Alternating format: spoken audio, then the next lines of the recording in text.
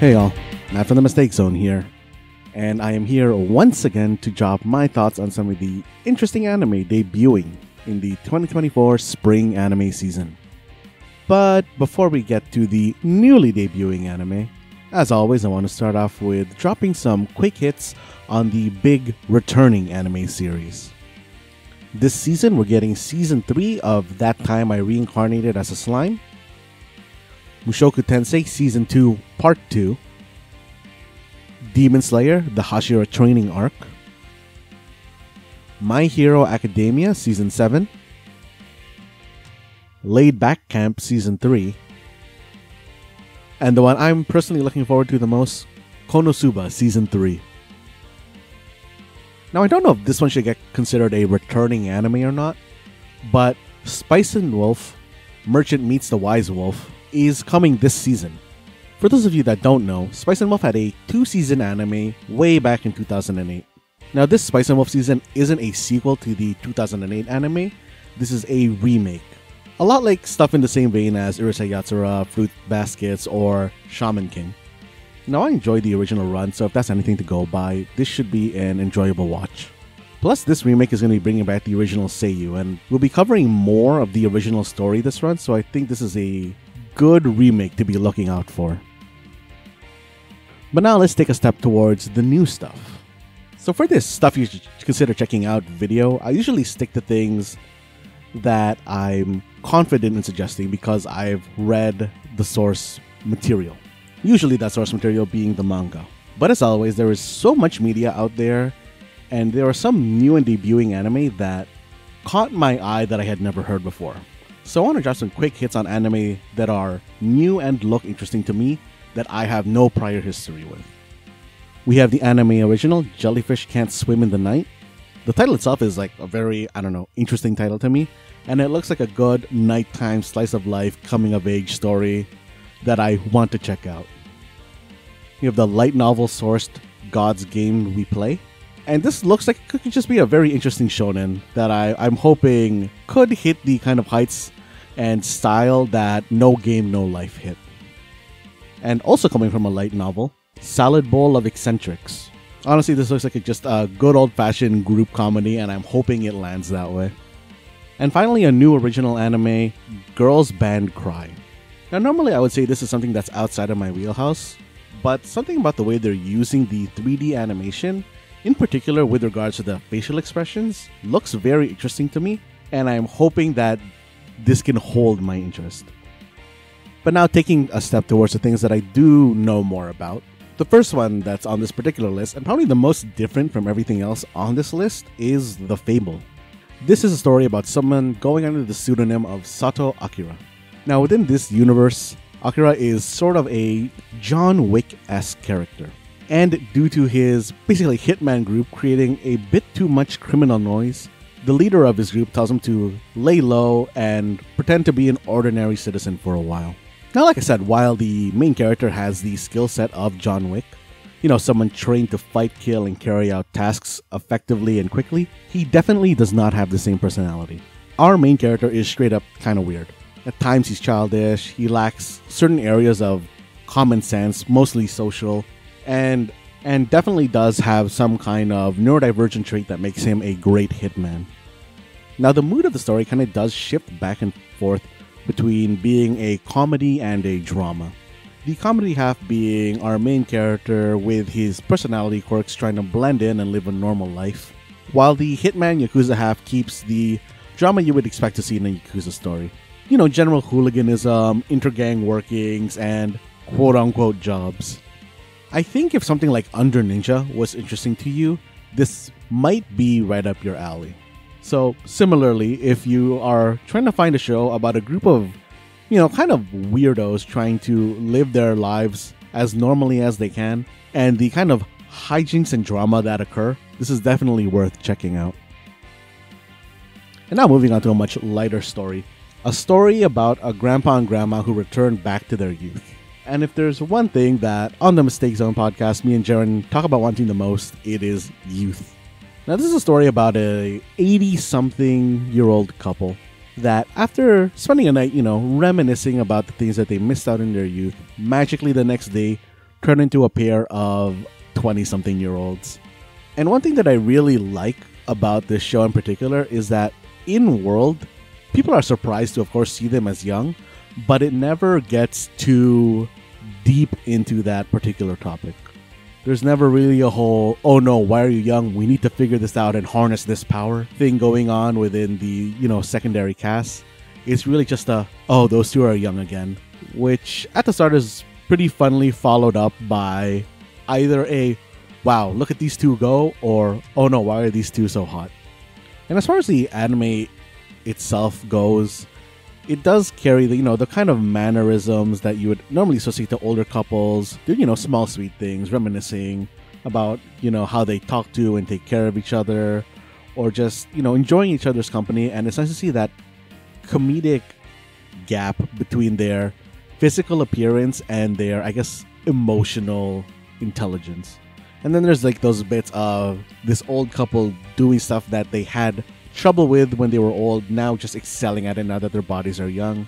And while the story does start off as a bunch of kind of one-off bits, it does move very slowly into a more consistent slice of life story later on, where it's a lot more interlinked and less fragmented in terms of the bits and the stories that they're doing.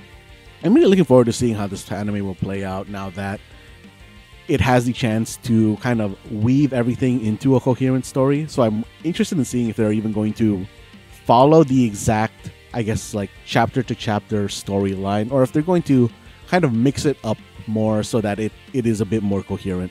Because I think this anime has a lot of potential with the way that they've written their jokes to have a lot of good kind of screenshot or anime IRL style meme potential within it. So I'm really, really hoping that for that particular reason, this anime takes off. And going from an actually old couple to a now actually young couple, A Condition Called Love is the next anime that I'm going to be pushing. This is a slice of life story between a seemingly strange Ikemen and a seemingly normal girl. Our male main character is a super handsome, seemingly airy, goes with his own flow type character, and an important point of his character that he is someone who is just, looking to love. And on the other side, our female main character appears to be a fairly normal girl who has the kind of caveat of having no experience and no understanding of love or its associated feelings. And on a day where our female main character happens to have a kind of small, seemingly insignificant, to her at least, encounter with our male main character, the male main character ends up falling in love with her. And after a little bit of anime hijinks, they end up becoming a couple, and the story follows their kind of interactions as a couple. The story itself touches a lot on the themes of relationships, both romantic and platonic, and how they kind of teach each of the main characters the quote-unquote true meaning of love. But the reason in particular that I'm kind of suggesting this anime over any other romance anime is that I like the way the characters are written, because I think the characters themselves exist in a very good, imperfect form.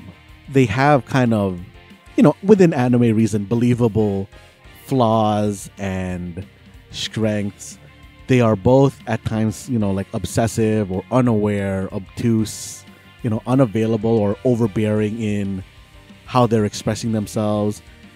And I think it is all just like done in a very, semi-realish take on young people in love and the mistakes that they make within their relationships. So if you're looking for a good, semi-grounded, but still kind of fluffy love story, I think that this is definitely one to check out. And now moving into the very shonen side of things, I would like to talk about what I think is probably going to be one of the bigger series that is debuting this season, which is Kaiju number 8. Now this is a monster hunting type show.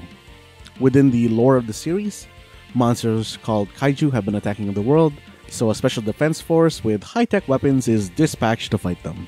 And within this world, our main character ends up joining that particular defense force, with the twist that through some, classic anime circumstances, he is able to transform into a humanoid kaiju. and he has to hide that fact from the defense force. Honestly, this series has always felt to me like if they took the idea of something like Monster Hunter, sprinkled in a little bit of Attack on Titan, with a little bit of Code Vein, and a little bit of Parasite the Maxim, and then gave it the weapons from Gantz. That is what this series really feels like to me. It makes me really wish that there was a good video game format of this anime. But like I said, if you're looking for what one of the big shonens of the season is, this is probably the one to check out. Within the manga, I've always thought that the action and the fights have always felt very good, and I've generally liked how the characters themselves progress through their arc. The one big concern I have about this anime is how people are going to feel about the pacing. The way that the manga for this series is written is that it focuses a lot on side characters. It is, I think, like kind of fair to say, and I'm going to be saying this a lot throughout this particular list, is that this is a very ensemble cast kind of show, where you're going to go kind of deep into the reactions of a lot of cast members' current take on the current plot point, which means that the overall story progress is a little bit slow. And from the point of view of someone who was kind of reading it weekly, I really hope that the way they decide to tell the story through the anime is a lot more condensed, or make it feel at least like it's not as slow as the manga story was. Because besides the plot moving kind of slowly at times, I really feel like this is a great action shonen with a good cast of characters, which honestly is really just extended by the fact that a lot of the characters get a lot of screen time, and the world built around it is all, I think, really good, and I really hope that this has the chance to suck a lot of people in. But if Kaiju number 8 doesn't end up being the big one of the season, I think Go-Go Loser Ranger is another strong contender for the title. This one takes the trope of Super Sentai or Power Rangers and kind of turns it so that the villain is the main character this time. And when I say Power Rangers or Super Sentai, I don't mean how they are perceived in the world of their own series. I kind of more so mean it from the way we would see Power Rangers or Super Sentai.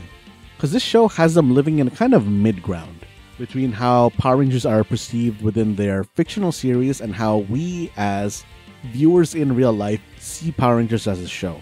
Because within the world of Go-Go Loser Ranger, there really was at some point a group of Rangers that fought off and defeated an attack by an evil organization trying to take over the world. But in the present day, the evil organization has basically been dissolved so that it is now, for the most part, mostly harmless grunts. And they're basically being forced by the Power Rangers in their world to kind of act like they are trying to take over the world so that the Power Rangers in this series can fight them off and still, maintain a sense of glory and control over, just like making the world feel safe. The story of Go-Go Loser Ranger in particular follows our main character, who was basically a nameless grunt from the evil organization, and his attempt to rebel by infiltrating the Rangers organization and shaking it up from within. So if you're looking for an action-y show that has a lot of basically almost espionage feeling to it, it's going to have a lot of, oh, is our main character about to get caught? Or is this person the main character is working with kind of playing them, or are they being sincere? It has a lot of the kind of feelings that you would get from a almost like spy story, while still maintaining a lot of its kind of shonen-y aspects. So if you're looking for something that's basically a espionage shonen, this is probably the way to go this season. But as always, I can't have a recommendation list without going towards isekais. And as a reincarnated aristocrat, I'll use my appraisal skill to rise in the world is one of the ones that I'm going to go to this time. Honestly, this is another isekai story that probably didn't really need to be an isekai story. This is a story about our main character and his rise to take over as the lord of his family. Now, at the start of the story, our main character realizes that his family situation is likely to take a grim turn, just kind of because of the politics in play. But as an individual, our main character himself does not have too much personal power.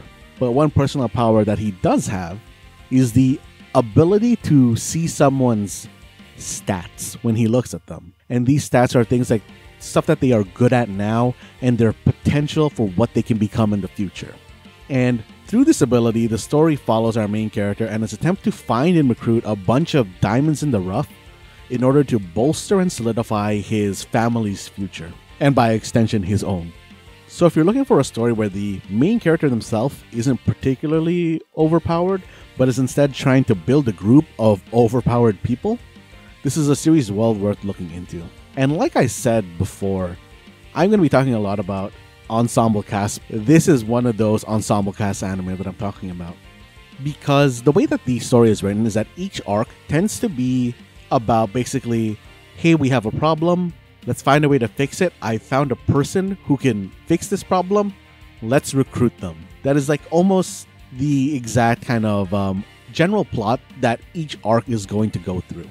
And since each arc tends to be basically about searching for a new member to bring into this kind of group, a deep dive is generally done into why the person they're trying to recruit is or undervalued in their current position, convincing that person of their value, and then convincing that person to join the family, which is a lot of kind of story built into kind of building up a character themselves.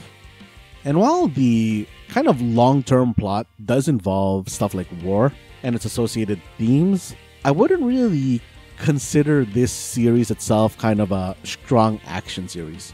There are action scenes, but I don't think that that is where the story is, really focusing. It is far more about the characters, and the story itself, I think very nicely, does tend to do timescapes of a year or like 2 or 3 in between every arc. So you get to kind of see this nice thing where the MC, starts off as basically a child, starts recruiting their members into their group, and watching this group kind of grow up over the course of the series. So if you're looking for a story that is very much about a strong ensemble cast coming together, this is the way to go. Now, another ensemble isekai is Re-Monster, and I'm really glad to see this one is getting an anime. This is another isekai style story where the main character gets isekai'd into the body of a goblin, and the story builds by him getting stronger and stronger and taking control of his goblin family. And it really incorporates a kind of almost Digimon-esque video game evolution, class change type system that the main character uses to make his crew into stronger and stronger versions of themselves. And eventually, being able to recruit non-goblin members into the family. Though honestly, the non-goblin recruits tend to be skewed towards creating a harem for the main character. Now, unlike Reincarnated as an Aristocrat, the main character in this series is actually themselves overpowered. And it goes a lot less deep into the people around him when compared to Reincarnated as an Aristocrat. And while I do really genuinely enjoy this series, I am concerned about how this is going to do for 2 particular reasons. The more minor of the 2 is that I think as a crew-raising anime, I Reincarnated as an Aristocrat is probably going to feel better because it focuses on the crew more. The more major one that I'm concerned about is that if I were to relate Re-Monster to another series, I think the closest anime to Re-Monster is probably that time I Reincarnated as a slime. I would say that Slime and Re-Monster are like 85% of the same DNA. And with Slime coming back this season, I'm wondering if it's going to take a lot of interest out of Re-Monster.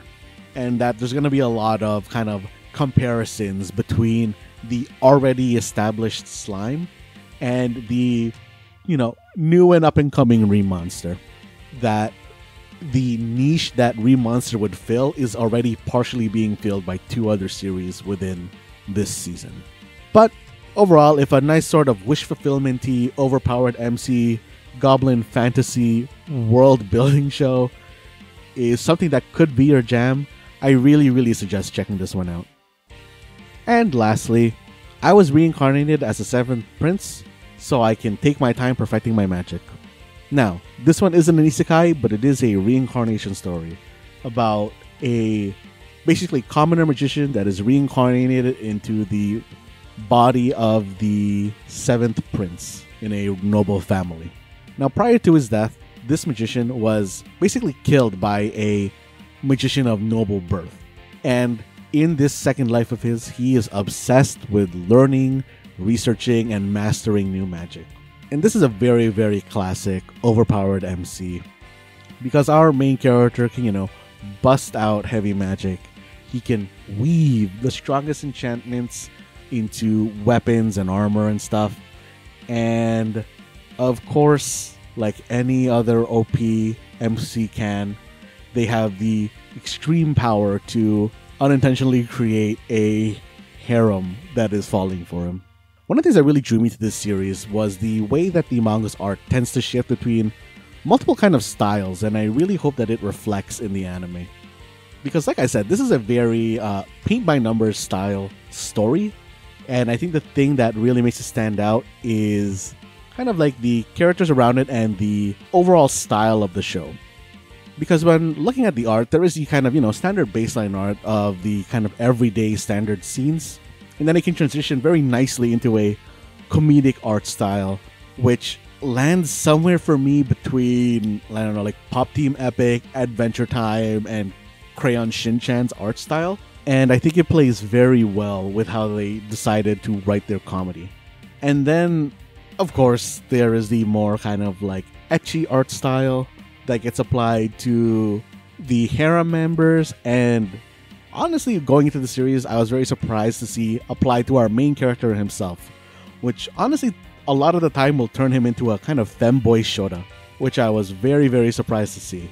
And then on the other end of that ecchi art style, it turns our main character also into a kind of battle-lusting pervert who is just kind of obsessed with being able to take his magic to the next level. Which then leads into the kind of combat art style, which I think is like really, really fun. I like the way that they've written their combats. I like the way that they've written the powers for everybody within this series. And I really, really like the kind of turnabout scenes of course, this is going to be an overpowered MC, like I said. So the turnabout scenes when the enemy realizes how strong the main character actually is all feel very, very good. It is a show that gives heavy Eminence in Shadow vibes. So if you're looking for something that's kind of a humorous, no real brain power needed kind of a story where you're going to think at some point, oh, of course these dumbasses are going to do the fun, dumb thing in this kind of story, then I think that this is definitely the fun, dumb place to go. But for me, those are the series that I'm looking forward to the most in the spring 2024 anime season. If you have any questions, comments, or clarifications for these series, feel free to drop a message in the comments. If you have any suggestions for me for things to check out in the 2024 anime season that I didn't mention, drop a comment as well. And as always, if you made it this far into the video, I want to say thanks for watching the video, and that I hope that one of the anime that I'm looking forward to this season becomes one of the anime that you're looking forward to this season. So as always, this has been The Mistake Zone, and we still have a lot of spring 2024 anime to watch.